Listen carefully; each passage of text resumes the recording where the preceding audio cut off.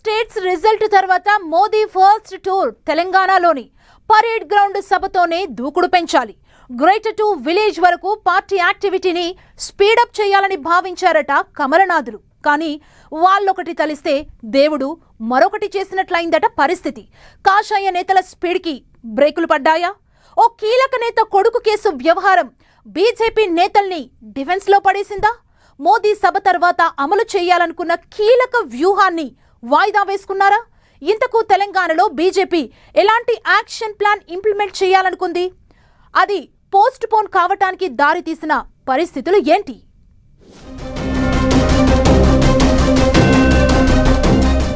ఆ ఒక్క case BJP నేతలను డిఫెన్స్ లో పడేసిందా? మోదీ సభ తర్వాత దూకుడు పెంచాలనుకుంటే బ్రేక్. కీలక నేత చుట్టూ జరుగుతున్న రచ్చతో లీడర్లు సైలెంట్.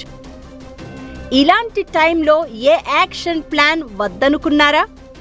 హైదరాబాద్లో ప్రధాని నరేంద్ర మోదీ పర్యటన తర్వాత తెలంగాణలో దూకుడు పెంచేందుకు వ్యూహాలను సిద్ధం చేసి పెట్టుకున్నారు బీజేపీ నేతలు.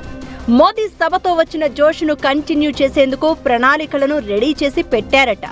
వాటి అమలు కోసం జాతీయ నాయకత్వం షెడ్యూల్ కూడా ఖరారు చేసిందట. ఒక్కసారిగా బీజేపీ నేతలు తాము సిద్ధం చేసుకున్న వ్యూహాలన్నింటినీ పక్కన పెట్టాల్సిన పరిస్థితి ఏర్పడిందట. రాష్ట్రంలో సంచలనం సృష్టిస్తోన్న పోక్సో కేసు దుమారంతో కమలం గూటిలో కాక మొదలైందట.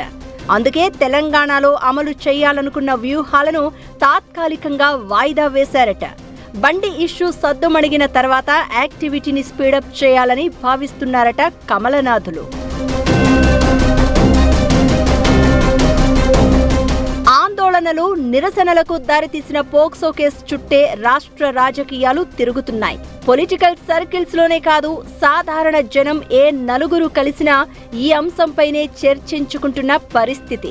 తెలంగాణలోని బీజేపీలోనూ ఏ ఇద్దరు ముగ్గురు నేతలు కలిసినా, ఫోన్లు చేసుకున్నా ఆ కేసుపైనే డిస్కస్ చేసుకుంటున్నారట.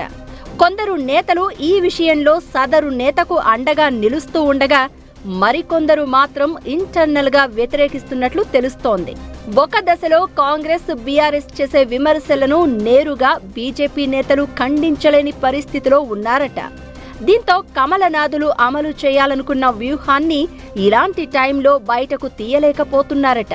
ఇప్పుడు ఎలాంటి యాక్టివిటీ చేపట్టినా, ప్రజల్లోకి వెళ్లినా ఇబ్బందికర పరిస్థితులు ఎదురయ్యే అవకాశం ఉందని భావిస్తున్నారట.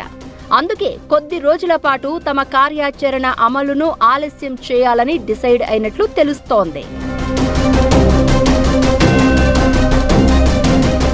తెలంగాణలో అధికారంలోకి రావాలని ఆశపడుతోన్న బీజేపీ అందుకు అనుగుణంగా కార్యాచరణను సిద్ధం చేసుకుంది.